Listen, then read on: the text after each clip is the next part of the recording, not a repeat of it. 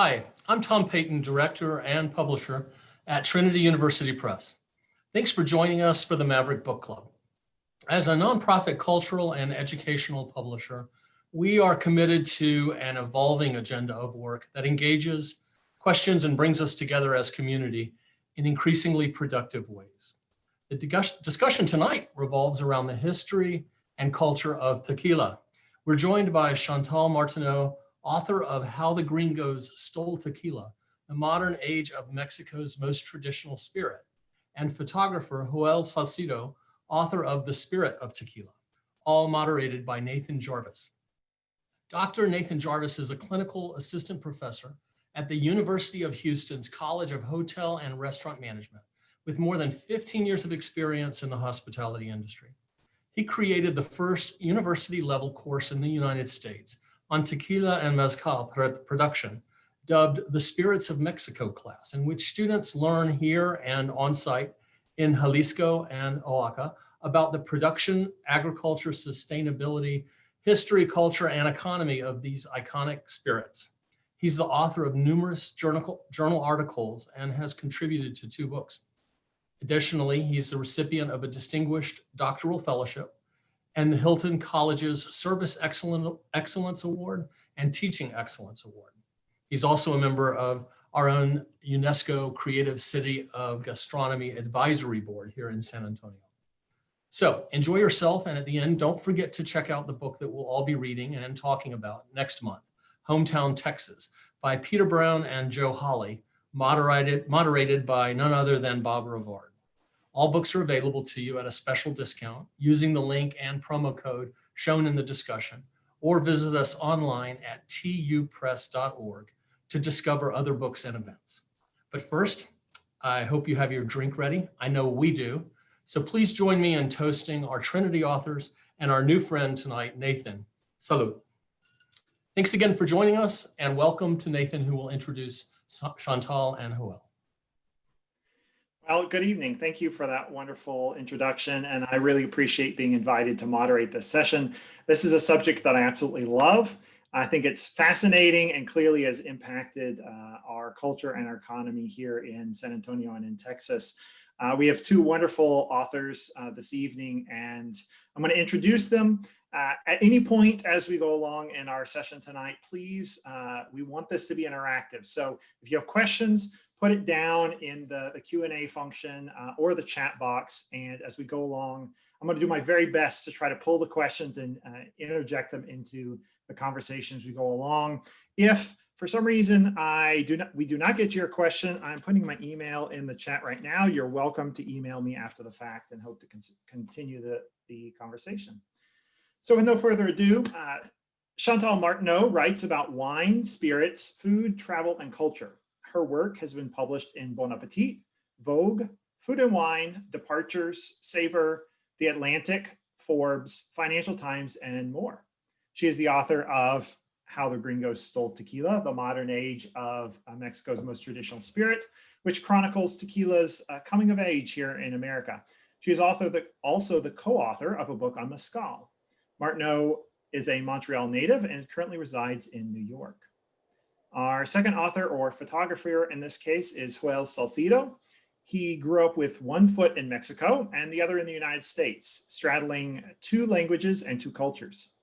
As a staff photographer for the El Paso Times, he documented the Tarahumara Indians of Mexico and covered the 1985 earthquake there as well.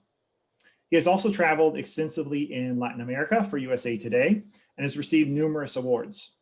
His images appear in the collections of the Museum of Fine Arts Houston, the El Paso Museum of Art, the University of Texas Harry Ransom Humanities Center, and the Whitliff collections at Texas State University. Most recently, the photograph in this book that we'll be discussing this evening, titled A Totonilco en Alto, was added to Mexico's National Art Heritage Series, which is a huge honor. Salcido currently lives in San Antonio. Again, as you have questions, please put them in the Q&A box or the chat as we go along. Where I really want to start is I want y'all to hear from both Juel and Chantal their motivation behind their projects. Again, this is a really fascinating topic when we talk about tequila and agave and mezcal and all the culture surrounding it. And they both have their very unique perspectives for what brought them to the subject. So Juel, would you start by giving us kind of your perspective on why you decided to do this book? Sure. Before I start, I'd like to offer a brindis.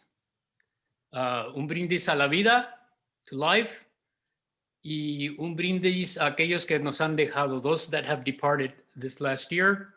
And also one final brindis to the jimadores, who are the real heroes of tequila. Salud. Salud.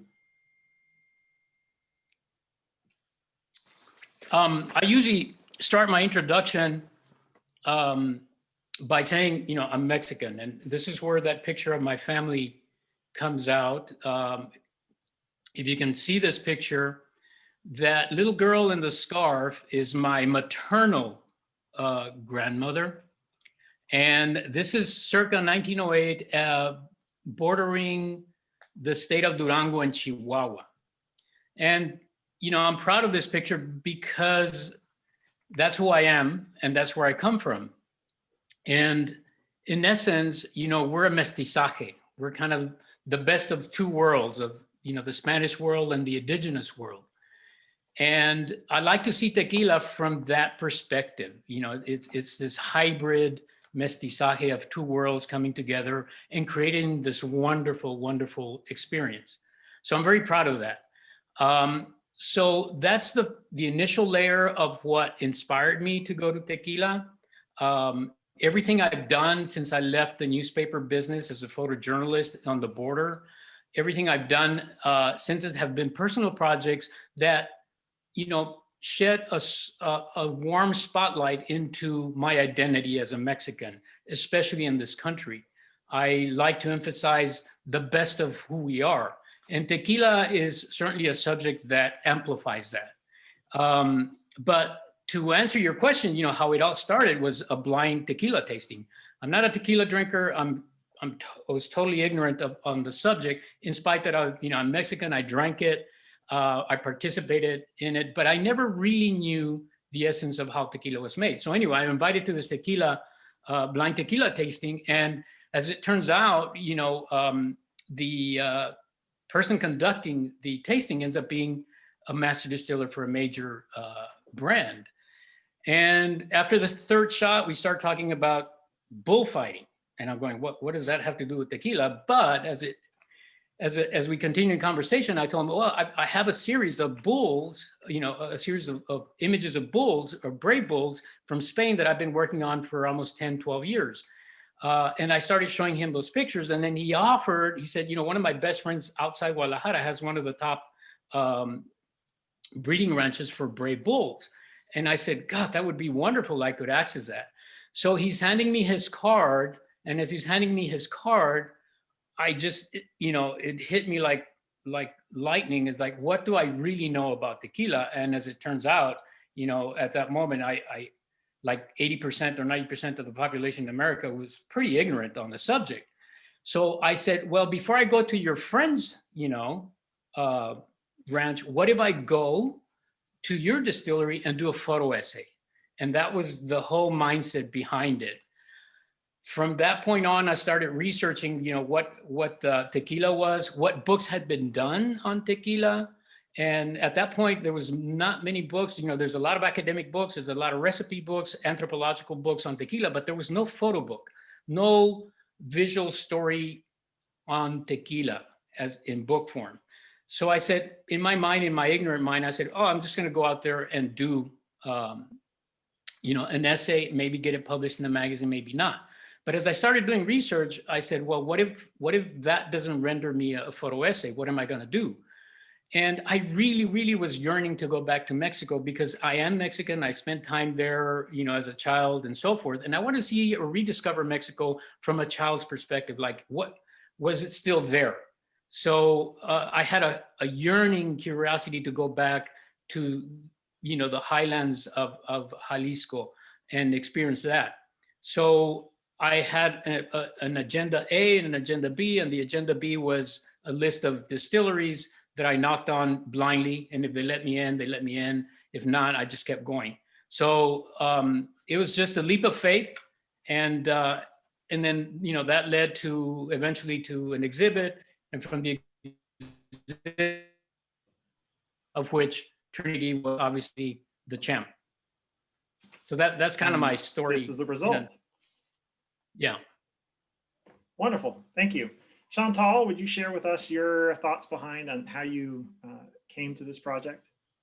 Sure. My experience also started with a tasting, actually. It's funny how that can really open your eyes. I'm a journalist and I write about wine and spirits and food. And it's actually a little bit, rare in the wine and spirits world to write about both. Usually you focus on one or the other. But, the thing about wine folks is that, it can get stuffy. The wine world can get a little stuffy. So anytime I get bored with that, focus more on the spirits, livelier bunch of people, anytime that gets too wild, maybe go back to wine. But what appeals to me in both are stories that really tie into the land and really, even in terms of like what I personally like, I'm drawn to wines and spirits that speak to their place. In wine, they use the word terroir. You don't really hear that so much in spirits, but the first time I had a real professional spirits tequila tasting, it was just such a surprise. It was set up like a wine tasting with like the glasses on the paper, and the conversation was like the wine conversation. It was all about soil and climate and altitude and how those things impact the wine, because the tequila, which was just, such a surprise to me. So I thought, there has to be more to this story. Mm-hmm. And I decided to, go to Mexico as many times as I could and find out as much as I could about it. It wasn't like an easy story to tell because, as Juel said, there's a lot of recipe books. And when I was looking, to sell this idea to a publisher, they were like, "Oh, great, you want to write about tequila, so margaritas?" And no, there's more to it than that, because I also I'm not American, but like all Americans, or not all of them, like the vast majority of Americans came to tequila, in a really, in the typical way, shots, lime, shots in college. Yep. Absolutely. College was bad, and it was one of those things that I was like, okay, never again. So to have the opportunity to see what it really is and where it really comes from has just been, so eye-opening. Really awesome. rewarding. Thank you. So that's a perfect jumping off point for our conversation. Agave is truly tied to the culture in Mexico, and the culture is tied to agave. And what I find interesting, so both tequila and mezcal are protected with this international designation called a Denomination of Origin, which protects things like Parmigiano Reggiano and champagne and other products. Of course, here in the United States, we don't recognize this.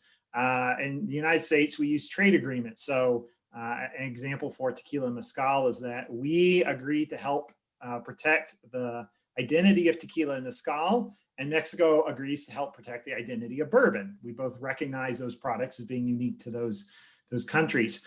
But there's so much tied up in the uniqueness of these products. You mentioned terroir, and that you never really heard the term terroir as it relates to spirits. Can you talk a lot about this in your book? Can you go into a little more in depth of what really surprised you as you were tasting through tequila and how it ties into the land and the culture and this terroir concept?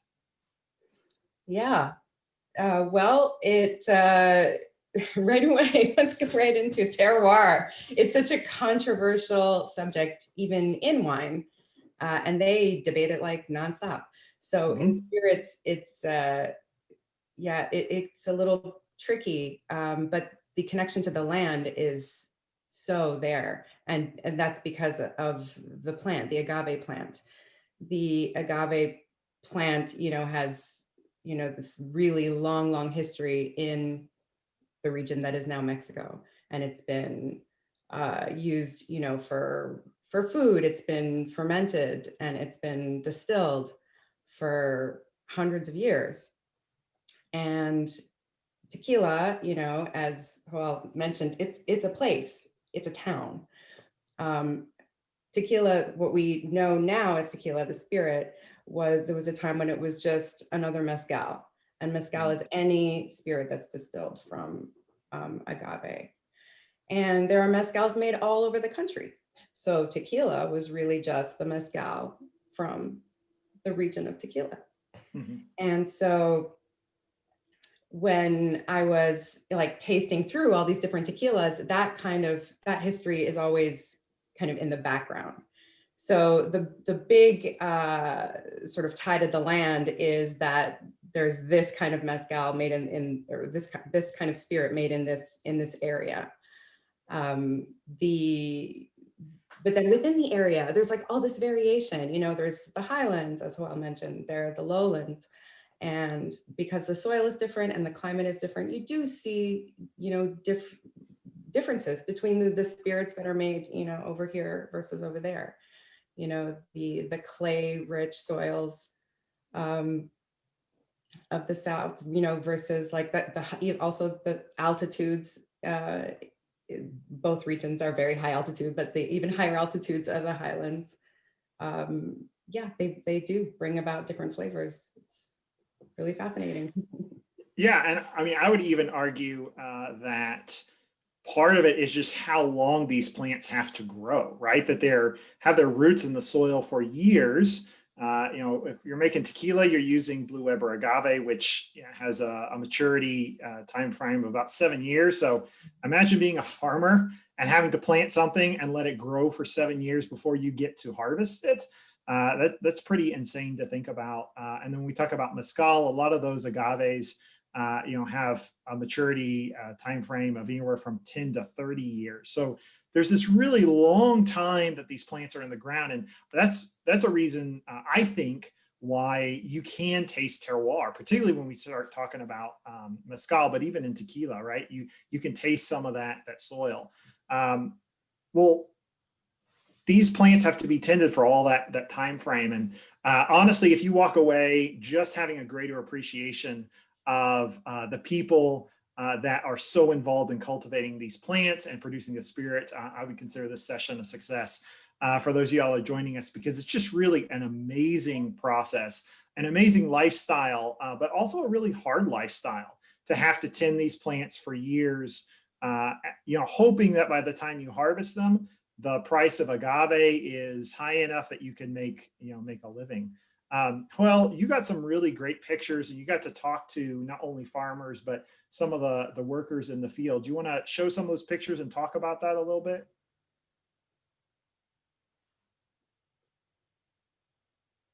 If we can get some of those images in slide form, I can review. This obviously is the image, the iconic image that came out of the entire series. And the cactus is the pitayo. It's not a saguaro. It's a pitayo cactus, which, again, I was pretty ignorant coming into this whole experience. But I was leaving Totonilco El Alto, and I was headed to Arandas. And Arandas, in my opinion, is probably one of the most beautiful Mexican towns. That whole landscape drive from Totonilco to Arandas is beautiful. And this was 15 minutes outside of Totonilco. And for days I had been thinking, I had been trying to get someone harvesting the agave either on a mule or a donkey or a horse. I was keeping my eyes open for that. And driving out of Totonilco, there was a man and a son plowing this field that we see in this picture. Anyway, as I began to work the fields, the one thing that I gained very, very quickly, this is a horse that a father and son were plowing. As I began to work in the fields, I quickly got an enormous respect for the people that work the fields. It is incredibly difficult work. It's painful to navigate through the fields because you have to really watch where you step, how you walk through the agave, because it can stab you in falling, and one of those things hitting your eyes can be pretty threatening in terms. So I started visualizing, what these jimadores, these workers, have to go through day in, day out. And from that, I gained an enormous respect for the workers in the fields. And believe it or not, every time I drink tequila, I pay homage and respect to these people. This picture that you're seeing, it's not the grandest of picture, but it does depict the soil of the highlands, that rich iron soil that renders a higher sugar content on the agaves and a sweeter one. And again, we're talking a higher elevation compared to the lowlands of Tequila. But that's the image that where you really see the difference in soil from the lowlands of Tequila, which is more volcanic, it's darker, versus the highlands, which is really this rich. Anyway, the landscape is absolutely beautiful and gorgeous all the way and all around Jalisco. I mean, I was not only ecstatic to experience that, but also very proud of the Mexico that is my heritage. All along, I did 3 trips to Tequila. The first one was that solo trip, that leap of faith, with a measly budget, not knowing, what I was getting into, quite honestly. And then subsequently, I ended up going 2 more times to wrap up the book. And this is near El Arenal in near Tequila. And this image, I'll end with this image.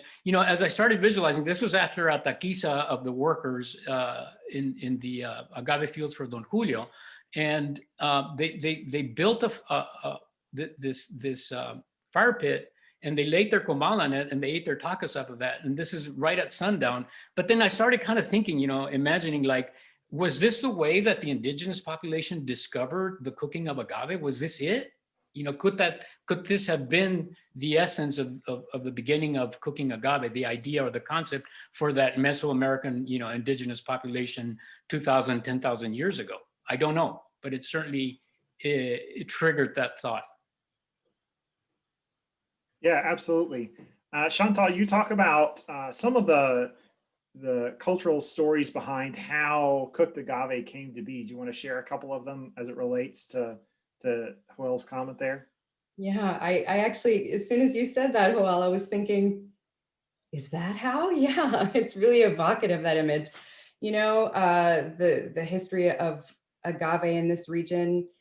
Well, I mean, what's documented in terms of like artifacts that were found, and however they do like radiocarbon dating and all that stuff, dates back 11,000 years, but it's probably, a lot longer than that.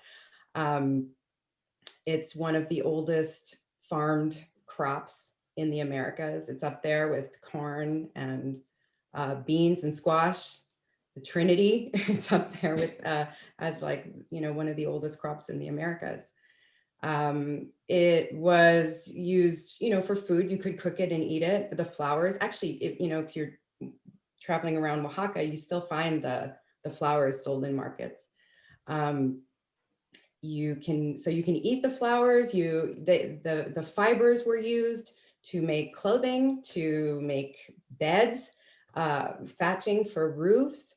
The needle, of course, if you lean in and see those plants, those spines, the very sharp leaves, each have a little needle at the tip.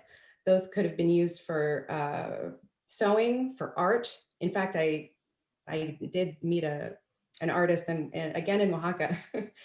Sometimes it feels like Oaxaca is what Jalisco was like a long time ago. Many things are sort of frozen in time there. But yeah, I met an artist who still painted, at least signed his name with the tip of the agave. And they say that it was also used for bloodletting ceremonies. What's really fascinating is that when you move into fermentation. So when it started to be fermented, and who knows how they stumbled upon that. The story goes that maybe they found some agave sort of this. So the first thing that was fermented was the sap of the agave. So maybe like there was some sap that had sort of pooled. The legend is that, there's a lot of legends surrounding rabbits when it comes to agave. And one of the ways that this story is told is that maybe, a rabbit came and, drank some of the fermenting sap and then started acting funny. In any case, that fermented sap, agave sap, is called pulque. You can still find it. Oh, delicious. It's delicious. It's delicious, especially fresh. It's one of those things that you have to drink fresh. So if you've had pulque in a can and you were like, Yeah, not real, it's not the real experience. there's no comparison whatsoever. No comparison at all. And pulque was used in ceremonial, in religious ceremony. There's not really a lot of information about Mayans, but as far back as Aztecs, it was used in religious ceremony. It was used, interestingly, that meant that normal people couldn't drink it. It wasn't for mass consumption. So the few exceptions to that were if you were very old or very sick or pregnant, then you might get a little, but it was reserved for, the holy folks, the holy people. So yes, and then, then there's a whole discussion about, when it was distilled, and yeah, I don't know if you want to get into that right away, but, eventually, the Spanish came, colonials, the one theory, the main accepted theory is that colonialists brought distilling, but there is a lot, there's a good deal of evidence to show that there was pre-contact distillation going on, which is very exciting because it kind of changes the whole, narrative of what we know about distillation. Yeah, absolutely. Mhm. Yeah, it changes everything what we think about with regards to how the technology evolved and how it impacted the culture. So I see a question in the Q&A asking, so are all tequilas mezcal? And they're all from the agave plant, correct? And so the answer is frustratingly yes and no. So the official stance, so as I mentioned earlier, right, Mexico has an international protected denomination of origin for both tequila and mezcal. And these, from a legal standpoint, protect them as separate entities. Tequila can be made in 5 states in Mexico. It can only be made from one variety of agave. So think of it as, if I were to use a wine analogy, it'd be like saying, well, you can only have wine from California made from Cabernet, but you can have wine made in the rest of the United States from another 40 different types of grapes. That's kind of the analogy here. So tequila can only be from Blue Weber agave. It can only be made in these 5 states, whereas mezcal can only be made in, I want to say 9 states. Correct me if I'm wrong. And it had, is that correct? I think we're up to 9, but they keep adding new ones. Yeah, and there are states that have been excluded from that official designation that would hotly contest the fact that what they have made for generations, for hundreds of years, is not mezcal. So that's why I say from an official sense, you've got tequila and you have mezcal, but from an unofficial sense, tequila was once a type of mezcal, and it became popular enough that people stopped saying, I want the mezcal from tequila. They just said, I want tequila, right? And there's some other stories as to how that change in name happens, and it depends on which brand you ask. But that's kind of how that evolved over time. And kind of a wrinkle to this, that I'll throw in, and Juel and Chantal, y'all can kind of chime in on this, because I think this is controversial right now. As was in the intro, I take students to Mexico about every 2 years to study mezcal and tequila production.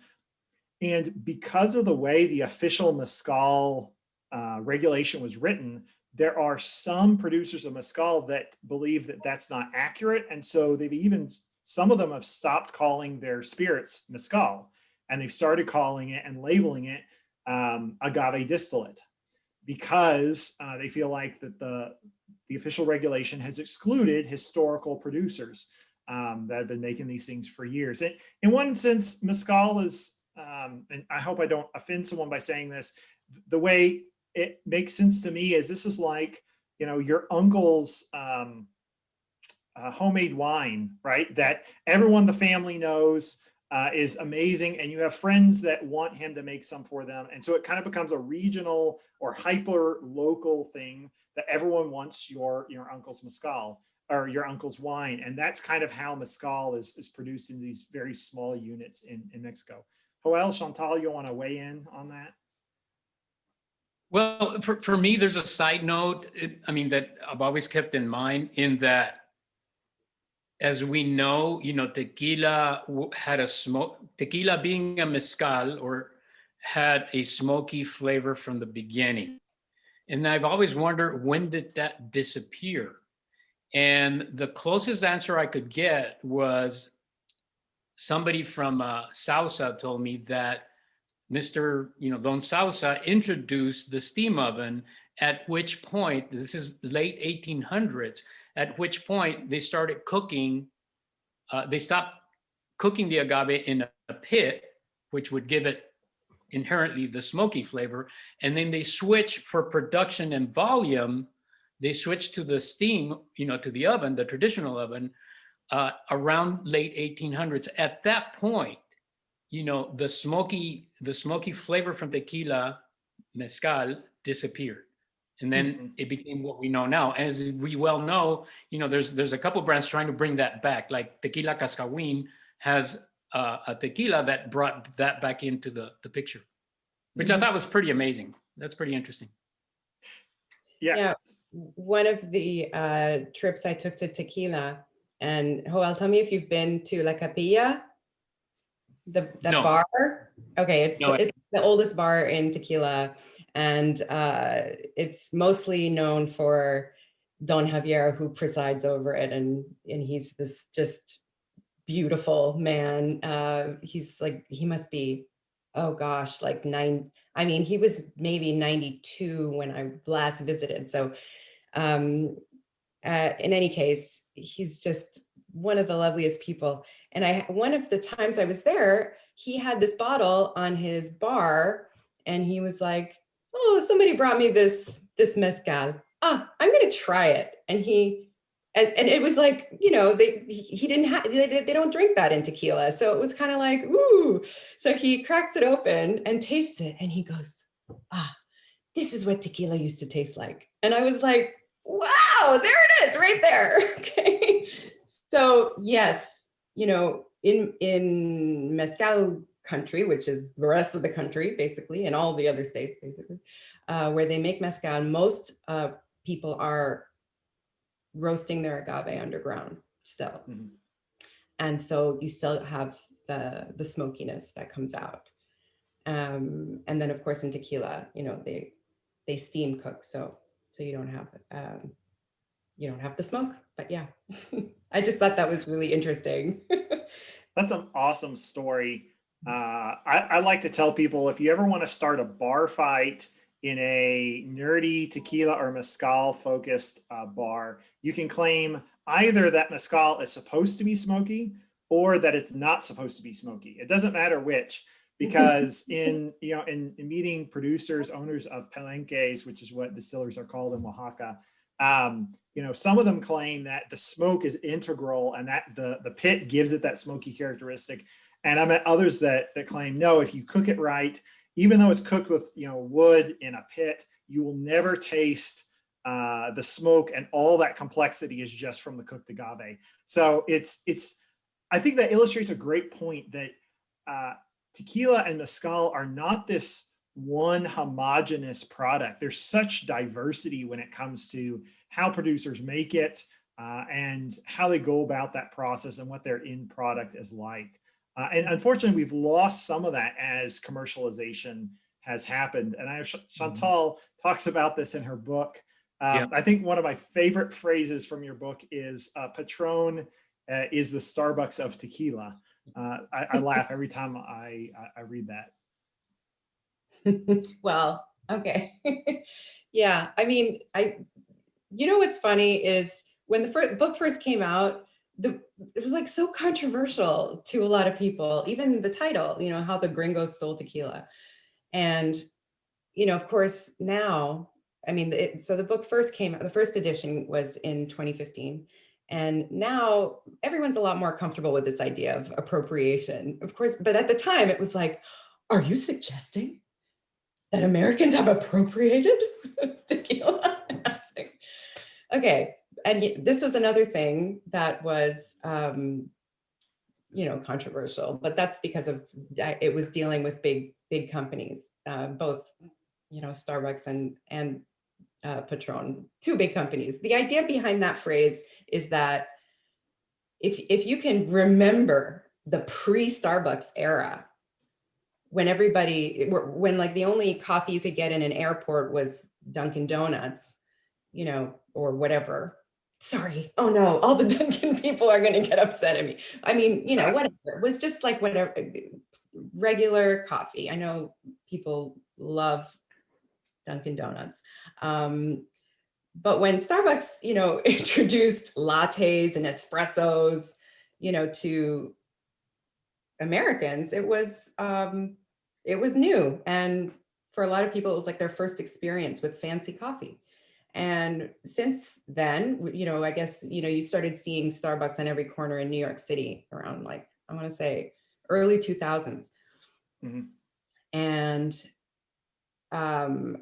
yeah, like I think the first one in the East Village, which was like, was maybe 2004, 2003, 2004. And that changed how people drank coffee. And now, of course, in the East Village, you can get, you know, beautiful single estate coffees where, you know, the guy who's roasting it may have actually been on the farm he may have gone to visit the coffee farm, you know, wherever in Costa Rica or wherever. So Starbucks elevated the way we drink coffee, whether you like Starbucks or not. Some people just stayed with Starbucks. Some people went deep diving in with the, you know, the single estate coffees. Same thing with tequila. If you remember the pre-Patron era, and I'm not saying, you know, that Patron was the first good tequila brand available, but it was the first massive. It was the first one that really broke through in a mass mainstream way. And when it first came out, I mean, there were people who didn't even know it was tequila. They would say, I want a Patron. Oh, you drink tequila? No. You know, it was such a distinct thing because pre-Patron, you just had that, you know, sweet golden poison that is Cuervo. And you know, even the brand was, you know, trying to teach people how to drink. Is it how I think that their focus at the time was like, you should drink it with tonic, but they were really trying to push people away from this idea of salt and lime and shots. They were like, oh, you can sip this tequila. And so, you know, we have to give Patron its due that when it first came out, it was the first time for a lot of people that they were tasting a tequila that didn't burn. You know, just because we didn't have anything good, you know, widely available here. Yeah. Mm-hmm. Yeah. And it did amazing for, you know, elevating kind of awareness, as you're saying. But as Ellen put in our Q&A, right, that there's a huge historical aspect to this. And you're absolutely correct, right? There's a social cultural component that's been celebrated for generations. And I think that's maybe the 20-year impact of the elevation of tequila, in particularly the American culture, has been people are now going back to appreciate that, right? Or to try to understand it at the very least. But there are obviously questions of, well, can the industry sustain itself long term? Chantal talks about in her book about different aspects of sustainability. Often when we use the term sustainability, people think about environmental, but there are other aspects, things like biological diversity, which is a huge conversation in tequila right now. But even cultural sustainability, right? Is the commercialization and the growth of a product going to wipe out the culture around it, right? And that's not the way it should work. Honestly, that's a denomination of origin that should actually protect that. The question then is, well, how well has the denomination of origin actually done that? I think I saw another question related to this. No, I don't. To the question in the chat, Ellen, no, I don't think, speaking for myself, I'm not at all claiming that it ought to be like Starbucks. More that just, it was interesting to see how Patron played a role in raising awareness and hope, in many cases, put people on a path to go on to discover other, and in one sense, in many senses, even better tequila as kind of their palates grew and they grew in appreciation. So hopefully that clarifies at least my thoughts on it. Juel, you have any thoughts on this aspect of the conversation?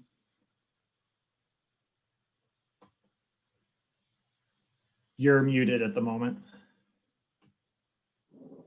As I mentioned to a lot of people when I started, showing these, I'm definitely not a tequila expert. I'm a visual storyteller, and there were some images there that I wanted to catch up on the jimadores.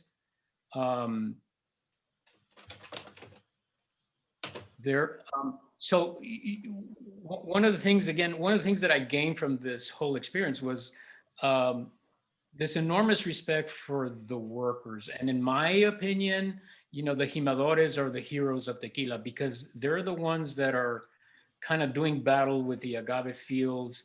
They're the ones that are taking risk. And once you see these men work the fields, you gain an enormous respect for the labor behind it,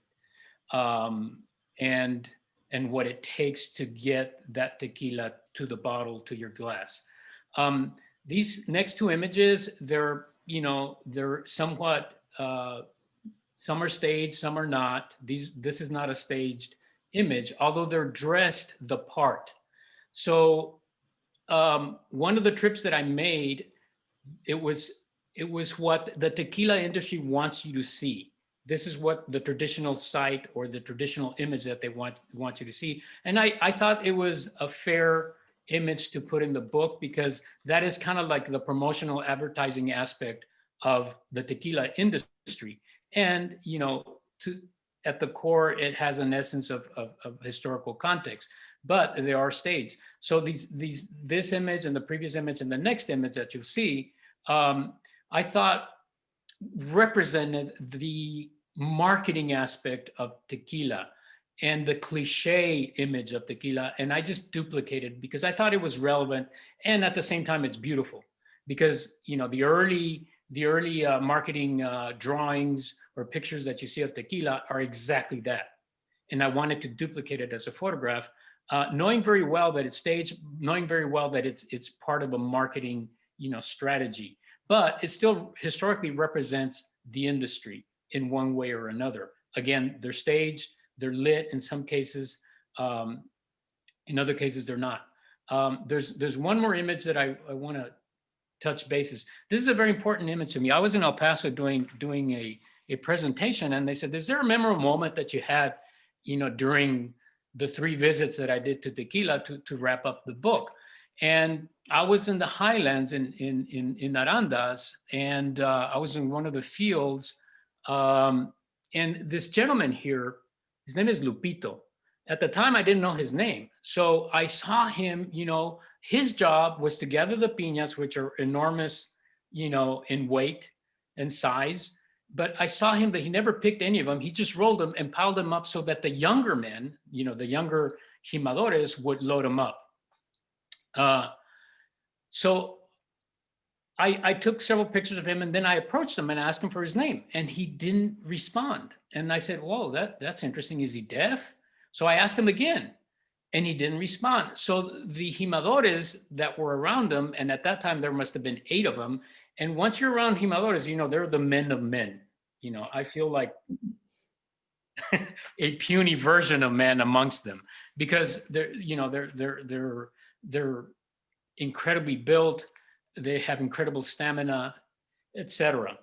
So these men, I noticed, were very endearing towards Lupito, and they were treating him like a child with a lot of love, a lot of care, and a lot of attention. And then it dawned on me that Lupito was, mentally challenged. And then for a second, I thought this person could be in an institution, but the culture, our culture, allowed him to be part of life.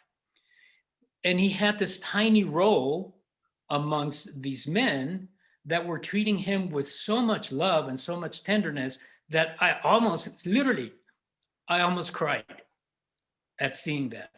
And those are the special moments that continue to motivate me as a photographer to do what I do, because every moment, every capture, every image that I do is a well-lived moment for me that I can take to the grave. And this was one of them. So when they asked me in El Paso about that, I think this was one of the highlights.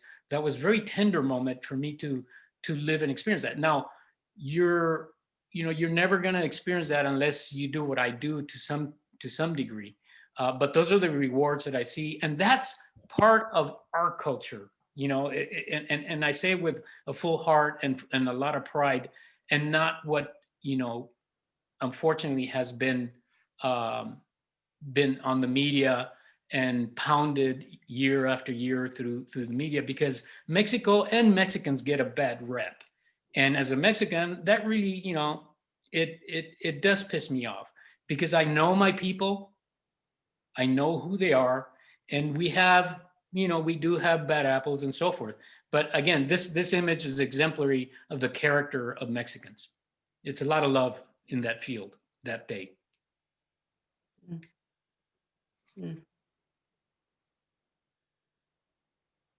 That's very impactful. Thank you, Juel. Chantal, was there a moment of just significant impact in putting your project together? Yes, I mean, so many, when you're in the field with the jimadores, like Juel said, there's this camaraderie among them that just feels so thick. You really feel like you're, just watching a group of men who've worked together for forever. And in many cases they have, the job of a jimador, it's a really storied job in Mexico. And the story goes that it's, passed down from generation to generation. And that is changing. You're talking about sort of socioeconomic sustainability of tequila. To a degree, that the way that job is, it's changing, and the old jimadores are the old way of doing the job, I mean, is changing. In many cases, big brands will just hire sort of day laborers instead of someone who learned how to do the job from his father, and then his father taught his father anyway. But when you're in the field with them, you still, when I was lucky enough to be, in the field with a group of men who were working for a smaller brand. So, this one over here he's like, oh, my cousin's over there, and then my uncle's over there. And it was a very familial type feeling. And when they broke for lunch, the merienda, it was like like a brunch. They built a fire, just really quickly with some rocks in the field. And they threw like a piece of sheet metal over top. And they all, broke out what they had brought for lunch. And they just all shared, because I mean, that's just how it is in Mexico. You don't like sit and eat your own lunch in the corner. If you're gonna have lunch, everyone's gonna eat it together. So they all, put out leftovers of what like their wives had made the night before. And I was just sort of to the side, taking some pictures, taking some notes. And they just looked at me like, what's wrong with you? Come eat. And I'm like, oh no, I don't want to like eat your food. You need your sustenance. You have so much work to do. And it's so hard. And they were like, come eat. And I had just like a wonderful meal in the middle of nowhere in the field. That was one moment. Thank you. Thank you for sharing, both of you. I see a question about, are there female jimadoras? In Tequila and Jalisco, I am not aware of any, although Juel and Chantal, if y'all know of some, please let me know. I know in Oaxaca, it was a little different.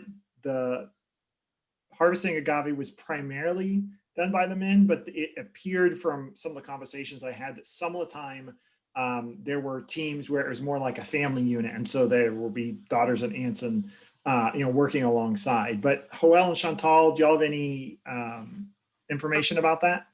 I heard that at one point there was a telenovela, a soap opera about jimadores, and that there was a woman in it. Yeah. But from my understanding, that was not accurate. Actually, Okay. there is one brand that's totally owned and run by women, and it's La Gritona. Mhm. La Yeah. Gritona. She was recently in the New York Times. They featured her, and the entire operation is done by women, including, as I understand, jimadoras, which is Wow. amazing. It's mind blowing because it's tough work. It's very, very tough work. Mhm. Interesting. Thank you.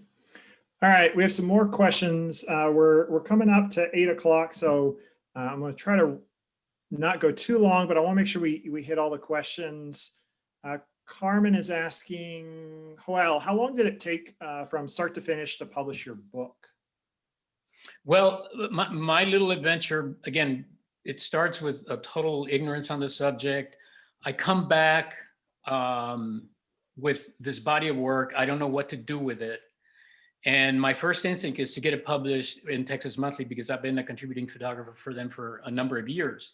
So I put together an edit, I send it to them. They already had somebody on board that was working on the subject, a photographer and a writer, but somehow they defaulted on that. So they said yes, they said no, they said yes, they said no, and I finally gave up. This is not going to happen. Same thing with the Smithsonian Magazine. The same thing happened. They said yes, they said no, they said yes again, and then they said no. Very disappointing. There was a lot of disappointment along the way, because you put a lot of heart, you put a lot of energy, you put a lot of your time and resources to get this done, and there's failure, and there's failure, and there's failure, but I kept going. And then, so as I showed it to art director friends of mine and photo editors, they said, you got to come up with an exhibit. And I said, sure, but I need money to put an exhibit together, because it costs anywhere from $3,000 to $5,000 to put this whole exhibit together. So I began to ask for resources, and I went to Patron and say, hey, I have this beautiful series on tequila. Would you be interested in sponsoring me? And this is Paul DeJoris, the owner at that time. By the way, it got sold for what, $5 billion, the whole thing. So anyway, I asked him, because I met him in Marfa, because I started, it was the first place that I started exhibiting. But I asked him, and he basically told me, are you stupid? And I said, well, I am, but this is not about your brand or that brand. It's about the world and the culture of tequila. And so he blew me off, which was fine. And we kept going. But initially, I was able to get a friend on board to help me financially launch it, with the idea that I was going to pay him, back. And so I started looking for somebody to sponsor me. And eventually there was a big brand that did get it, that didn't want to commit, that didn't have a commitment with brand marketing, or that they weren't or in the series or not. So that by that time, I started showing in around different cities in Texas. By the time I got to Lubbock, I got my first book offer there, and then came a second one, and then came a third, and the third and finally was the Holy Trinity. It was Trinity University Press. They've been incredibly generous to me, and obviously they won, which I'm glad they did. Thank you. Let's see here. Joshua's asking, how long does it take to make tequila? I've heard that some distilleries are not waiting the sufficient time for the plant to mature and produce a good quality product. Oh, that is such a controversial question, one that we don't have time for today. But the answer is yes, there is technology out there that they could harvest young agave at maybe 4 years old rather than the 7 or 8. And allow them a much higher yield and obviously a faster turnaround time. We've got just a few more minutes. Chantal, do you have a quick comment on that? Okay, it's like, We'll put you on the hot seat. Okay. Yeah, I mean, yes, they, as Nathan said, yeah, they are doing that. I mean, it takes, how long does it take to make tequila? It takes 7 years on average in the field, like a lot of distillers like to say, aged in the field. And then it gets fermented naturally over a few days, or maybe less naturally over fewer days, distilled and then bottled. And then, of course, in Mexico, the most popular type of tequila is aged a little bit. It's rested for a couple months in barrel. So, you factor that in. But of course, there are a lot of companies that are cutting corners. Now we're looking at pictures of Oaxaca, and that's the complete other end of the spectrum, where it takes a lot longer because these are what the distilleries, as Nathan said, they're called palenques in Oaxaca. This is what they look like. So there's no electricity, no lights. The way it's made here, the roasting itself will take 4 or 5 days. Fermenting, some distillers told me it could take 22. If it's cold out, it could take almost a month to ferment.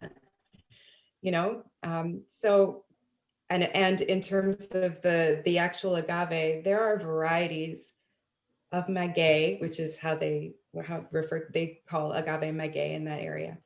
There are varieties, wild varieties, that can take 30 years to reach maturity. Now, can you imagine, maybe you find this agave out in the wild and it's not even you who ends up harvesting it. It's your son or your daughter. I mean, it's not something that you get into. Of course, now it's different. The market is different, but traditionally this wasn't something that people did, to make money, because it wasn't a great way of doing that. It was a labor of love. Yeah, I agree. And in some places in Oaxaca, after they cook the agave, they then actually let it sit out. And there's a special type of green mold that develops that breaks the agave down before they ferment it. So it's like, grows in the field for 25 years and then cooks for a week and then sits on, the palenque dock for 3 weeks to develop the mold. And then it gets fermented and then it gets distilled. And so it can be a very laborious, labor-intensive process. We're right at the end of time. I know we didn't get to all the questions, but if you have to leave, thank you for coming. I just want to say, if we didn't get your question, I've put my email in the chat. You're welcome to reach out to me. I've seen a couple of questions asking for recommendations, either here in San Antonio or favorite brands, that sort of thing. Feel free to reach out. I'll be happy to share your email with both Joel and Chantal to get their recommendations, depending on the area there. I want to make sure any final, let's see here. I want to address one more question as we wrap up, and that is Norma asks, what can consumers do in order to promote cultural and environmental sustainability for tequila? I think just by attending tonight, that's your first step, right? Asking questions, becoming informed. If you're in the San Antonio area, not this year because of COVID, but there's every year there's a great cocktail conference that is thrown in January. And there are amazing producers that come from Tequila and Oaxaca to come. So, come and talk to them, ask them about their product, and seek out to drink, amazing products. I could talk on that all night. At the end of the day, I hope that we hope that you've gained a greater appreciation for this product or these products, and really the people and the culture behind them. And just all the labor of love that they really are. In closing, thank you again for joining us for this Maverick Book Club.